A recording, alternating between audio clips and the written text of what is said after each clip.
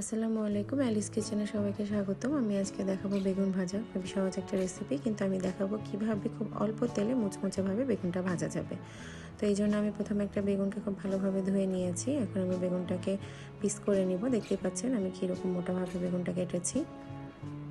এখন আমি দিয়ে দিব হলুদের গুঁড়া, মরিচের গুঁড়া, দিয়ে দিব স্বাদ মতো লবণ, হাফ চা চামচ আদা বাটা, অল্প পরিমাণে চালের গুঁড়া আর হাফ টেবিল চামচ সয়াবিন তেল।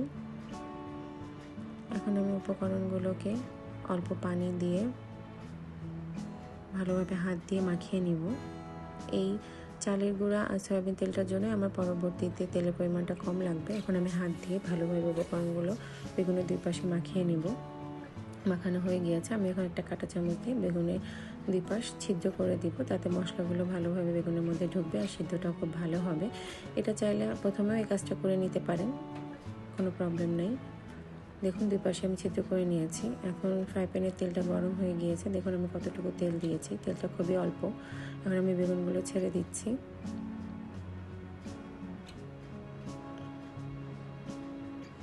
এখন একটা ঢাকনা দিয়ে আমি ঢেকে দিব আর চুলার আঁচটা একদম কমিয়ে দিব, তাহলে আস্তে আস্তে বেগুনটা ভালো মতো সিদ্ধ হবে।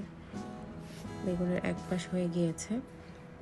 এখন আমি বেগুনগুলো উল্টিয়ে দিব। একটু সাবধানে করতে হবে যেন গায়ে তেল ছিটে না পড়ে। এখন আবার একটু ঢেকে দিব। দেখুন দুই পাশে মোটামুটি লাল হয়ে গিয়েছে, বেগুনগুলো ভাজা হয়ে গিয়েছে।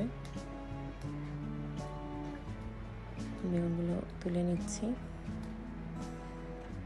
মাশাআল্লাহ, কালারটা খুবই সুন্দর এসেছে। দেখুন এখনও কতটুকু তেল আছে, এতে আরও অনেকগুলো বেগুন ভাজা যাবে। তো যদি ভালো লেগে থাকে লাইক কমেন্ট শেয়ার দিয়ে পাশে থাকবেন, আর নতুন নতুন রেসিপি পেতে আমাদের চ্যানেলটি সাবস্ক্রাইব করবেন। সবাই ভালো থাকবেন। আল্লাহ হাফেজ। আসসালামু আলাইকুম।